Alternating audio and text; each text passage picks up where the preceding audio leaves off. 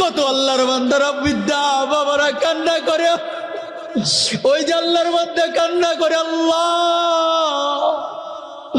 আমার চোখ দিয়েও পানি, আমার চোতাদের চোখ দিয়েও পানি পানি পানি। মহামান্য আদালত, আমি যখন আমার মার খেদমত করতে যাই, আমার বড় ভাই ধাক্কা দিয়ে আমাকে সরাইয়া দেয়। বড় ভাই বলে, তুই খেদমত বুঝবি না, বুঝবি না।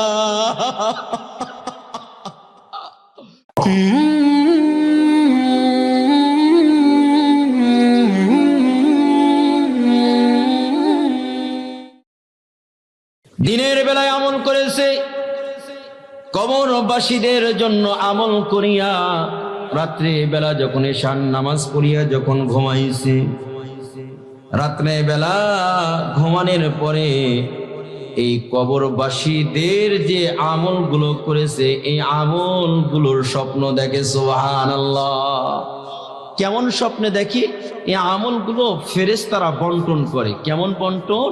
দুনিয়ার ভিতরে ইলিপের মাল যদি আসে, এখন যদি সভাপতি সাহেব যারা হুজুররা আছে 2000 করে টাকা দেওয়া হবে, মাহফিলে যারা আসবে তাদের 2000 করে টাকা দেওয়া হবে, একজনও বাসায় থাকবে না, সকলেই শুনে আসবে, 2000 টাকা দেবে। সব সিরিয়াল ধরবে, ঠিক কিনা? আল্লামা যাকারি রাহমাতুল্লাহি আলাইহি উনার কিতাবের ভিতরে বললাম, আল্লাহর ওলি দেখে ওই সব ফেরেশতারা বন্টন করে। সকল মৃত ব্যক্তিরা সব নেওয়ার জন্য সিরিয়াল ধরেছে। সুবহানাল্লাহ। আল্লাহর ওলি লক্ষ্য করিয়া দেখে কবরের ভিতরে একটা আল্লাহর বান্দি মা বিদ্যামা কবরের সাথে হেলান দিয়ে বসে আছে আর বলতেছে, তোমরা সব নাও, সব নাও, সব নাও, আমার সবের দরকার নাই। আল্লাহর ওলি স্বপ্নের মাধ্যমে জিজ্ঞাসা করে, মা কেন তোমার সবের দরকার নাই? কয়, তোমার সবটু ফেরেশতারা বন্টন করে, আমার সবের দরকার নাই। দুনিয়ার ভিতরে আমি একটা নেককার সন্তান থিয়ারছি, নেককার সন্তান কোরআন পড়ে, নামাজ পড়ে, প্রত্যেকটা দিন আমার জন্য সব পাঠায়া দেয়। সুবহানাল্লাহ। শুধু তাই নয়, আমার ছেলে ব্যবসা বাণিজ্য করে, যখন এই কাস্টমার আসে মাল দিয়ে যায়, আবার যখন কাস্টমার চলে যায় কোরআনুল কারীম তিলাওয়াত করে, কোরআন তিলাওয়াত করিয়া আমি মা বাবার জন্য সবরে সানি করে। আল্লাহর ওলি তোমার সব বন্টন করিয়া দাও, আমার সবের দরকার নাই। আল্লাহর ওলি বলে, মা তোমার বাড়ি কোথায়, তোমার ঠিকানা কোথায়, তোমার ছেলে কোথায় থাকে, কোন বাজারে থাকে, কোন বাজারে দোকানদারি করে, তুমি কি একটু ঠিকানা বলবা? কাহা অমুক বাজারে থাকে, অমুক অমুক বাজারে থাকে। আল্লাহর ওলি আস্তে আস্তে করিয়া ঘুমের মাধ্যমে স্বপ্নে দেখা আসে, যখন জাগ্রত হয়ে গেল ওযু করি আল্লাহ তাআলার দরবারে শুকরিয়া আদায় করে, আল্লাহ দুনিয়ার ভিতরে আমল করলাম, এটাই তুমি স্বপ্নে দেখায় দিলা, দেখায় দিলা।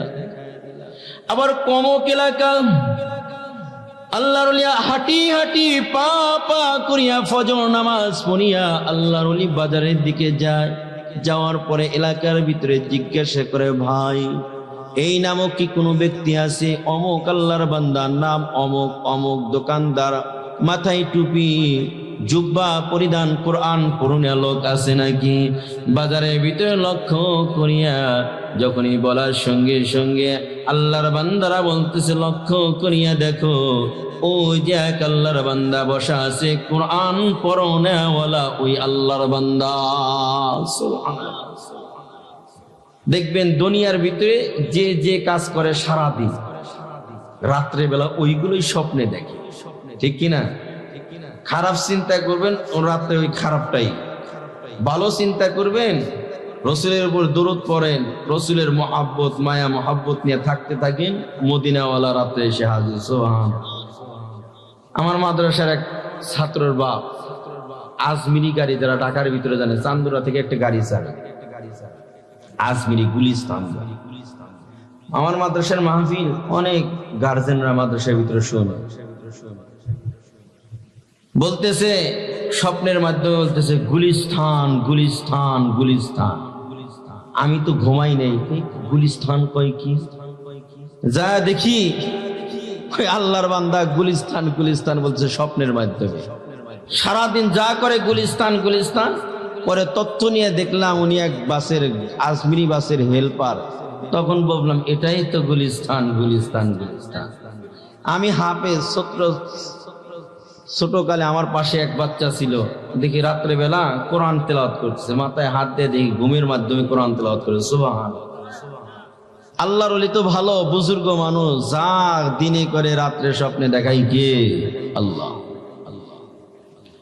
আল্লাহর ওলি হাঁটি হাঁটি পা পা করিয়া বাজারের ভিতরে ঢুকিয়া, দোকানের ভিতরে ঢুকিয়া মাথায় হাত বুলাইয়া দিয়া বলে, ও আল্লাহর বান্দা, কোরআন পড়ো, কোরআন পড়ো, মার জন্য দোয়া করো, মার জন্য দোয়া করো, মা কবরে শুয়ে আছে, মার জন্য দোয়া করো।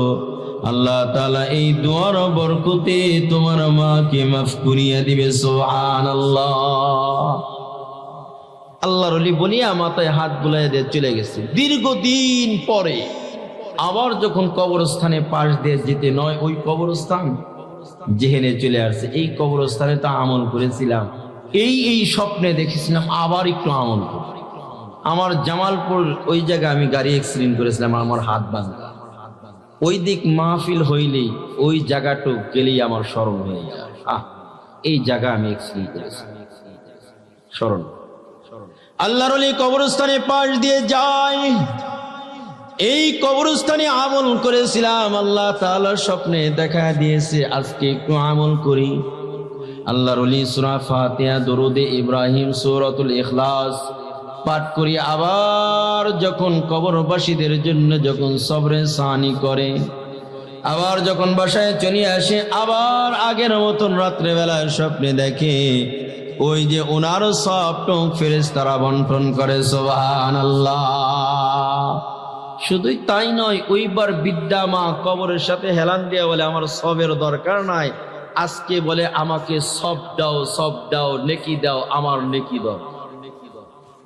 আল্লাহর ওলি বলে, মা ওই টাইমে বললা তোমার সবের দরকার নাই, এখন বলতেছো সব দাও। বিদ্যা মা, মৃত ব্যক্তি বলে, আল্লাহর ওলি আমার সবের দরকার, সবের দরকার। দুনিয়ার ভিতরে আমার স্বামী নাই, আত্মীয় স্বজন বলতে কেউ নাই, দুনিয়ার ভিতর থেকে আমার জন্য সব পাঠাইবে, নেক আমল করবে, কবরের শুয়ে আছে আমার জন্য সূরাগুলো পড়িয়া পাঠাইবে, এই ধরনের লোক নাই। আল্লাহর ওলি, আমার একটা ছেলে ছিল, কিন্তু এই ছেলেটা কিছুদিন আগে মারা গেছে, আমার ছেলেও কবরের পথিক। ও আল্লাহর ওলি, আমাকে সব দাও, সব দাও, ফেরেশতাদেরকে বলিয়া সবের ব্যবস্থা করিয়া দাও। আল্লাহর ওলি ঘুম থেকে জাগ্রত হওয়ার পরে কি দেখলাম, কি দেখলাম, ফজর নামাজ পড়িয়া হাঁটি হাঁটি পা পা করিয়া বাজারের দিকে যাইয়া, দোকানের শাটার বন্ধ, পাশের দোকানদারকে বলে, ভাই এখানে একটা যুবক ব্যক্তি ছিল, মাথায় টুপিওয়ালা, জুব্বাওয়ালা, কোরআন পড়নেওয়ালা, কোথায়? আমি একটু সাক্ষাৎ করতে চাই, সাক্ষাৎ করতে চাই। আল্লাহর ওলি বলার সঙ্গে সঙ্গে পাশের দোকানদার চোখের পানি সারিয়া বলে, আল্লাহর ওলি অনেক ভালো মানুষ ছিল, অনেক ভালো মানুষ ছিল, কিন্তু হঠাৎ করিয়া ওই আল্লাহর বান্দা দোকানের ভিতরে মৃত্যুবরণ করেছে, ওনাকে মাটি দেওয়া হয়েছে, উনি আজকে কবরপুরের যাত্রী।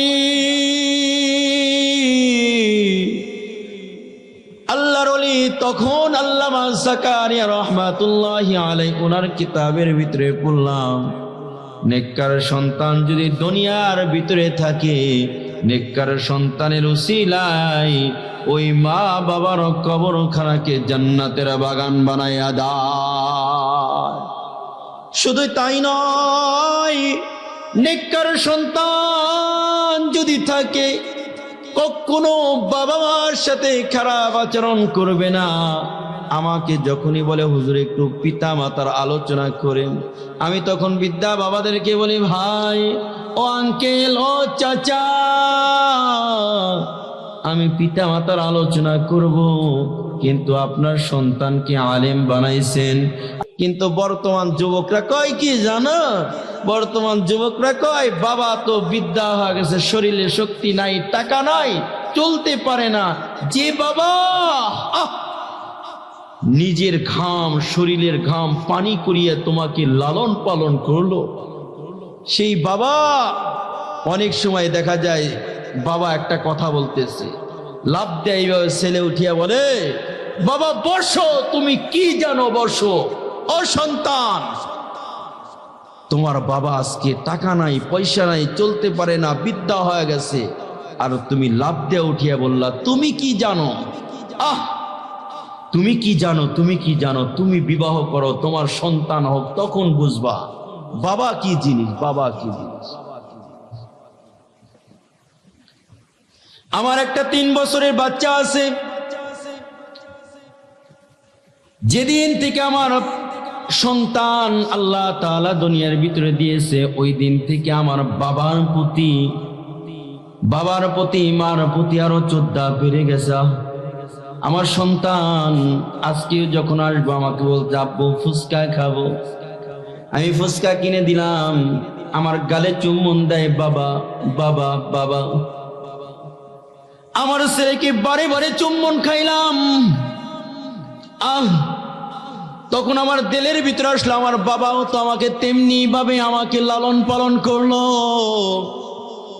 আমার বাবাও তো আমাকে চুম্বন খাইলো, আমাকে কত কষ্ট করিয়া লালন পালন করলো। দুনিয়ার ভিতরে বাবাকে বোঝা মনে করিও না, বোঝা মনে করিও না, মাকে বোঝা মনে করিও না। ও সন্তান, বিবির কথা শুনিয়া 3 কথার সাথী পাইয়া মাকে কষ্ট দাও, বাবাকে কষ্ট দাও। বাবা অনেক সময় পকেটে 2000 টাকা আছে, ভালো পোশাক কয় না না, বাবা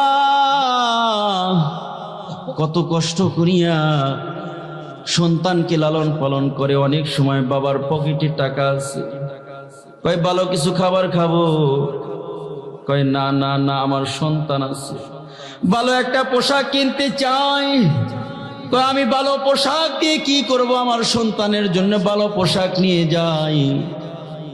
সামান্য একটা ঘটনা বলি, অনেক সময় আমার মসজিদে মিষ্টি আসে, আমি এক আল্লাহর বান্দাকে 2টা মিষ্টি দিলাম, ভাই মিষ্টি 2টা খান।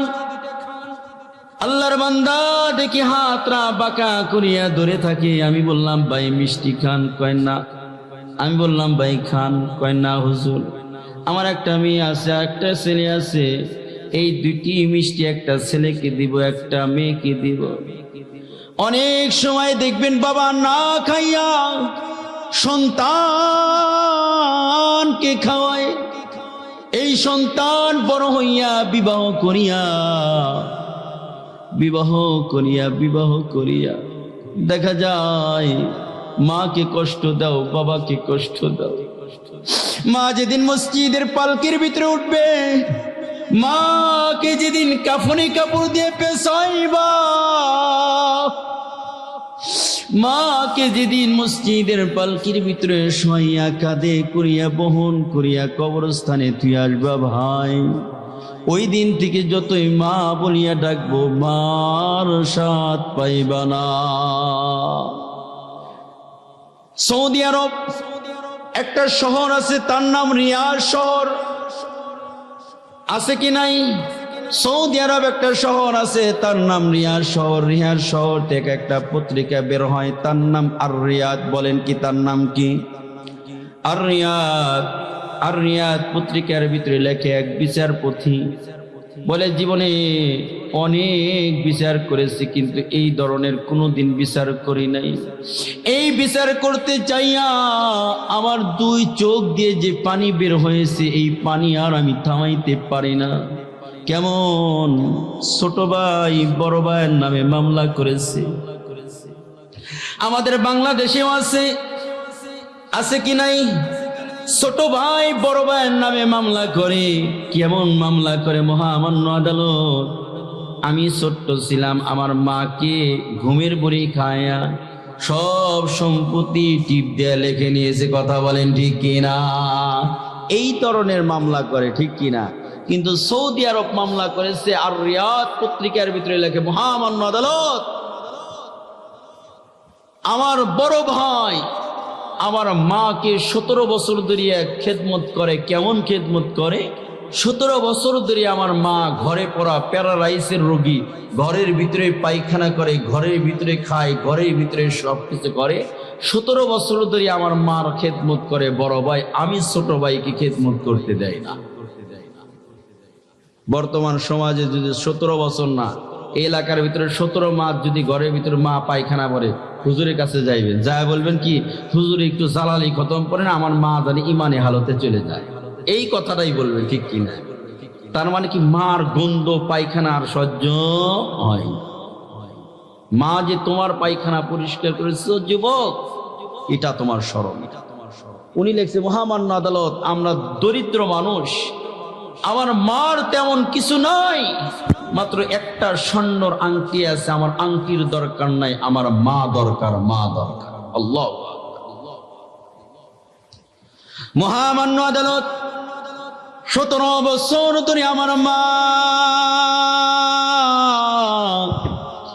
ঘরে পড়া, আমার মা ঘরের ভিতরে পায়খানা করে, ঘরের ভিতরে পেশাব করে।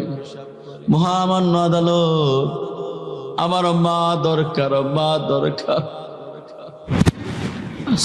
দুনিয়ার ভিতরে যুবকরা বলে আমার মা দরকার নাই। বিদ্যা বাবা জুজিয়া বলে, বাবা তোর পুত্র আমার পুত্রবধূ ভালো না, আমার বউ তেমন ভালো না, তোর বউ ভালো না।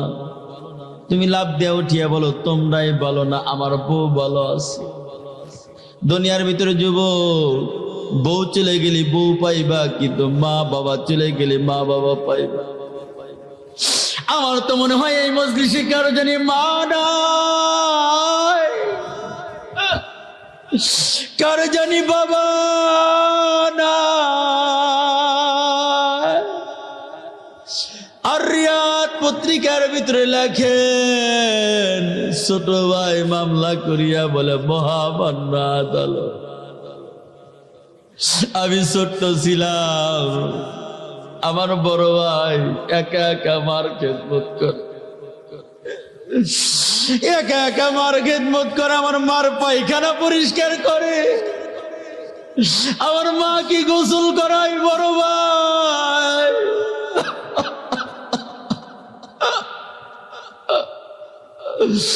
আমার মার গোসল করায় দেয়, লোকমা তুলিয়া দেয়, খাওয়া দেয়। 17 বছর ধরিয়া মার খেদমত করে। মহামান্য আদালত, আমি যখন আস্তে আস্তে করিয়া মার কাছে যাই, মার একটু খেদমত করতে চাই। কত আল্লাহর বান্দারা, বিদ্যা বাবারা কান্না করে, ওই যে আল্লাহর বান্দা কান্না করে, আল্লাহ আমার চোখ দিয়েও পানি, আমার চোতাদের চোখ দিয়েও পানি, পানি, পানি। মহামান্য আদালত, আমি যখন আমার মার খেদমত করতে যাই, আমার বড় ভাই ধাক্কা দিয়ে আমাকে সরাইয়া দেয়। বড় ভাই বলে, তুই খেদমত বুঝবি না, বুঝবি না।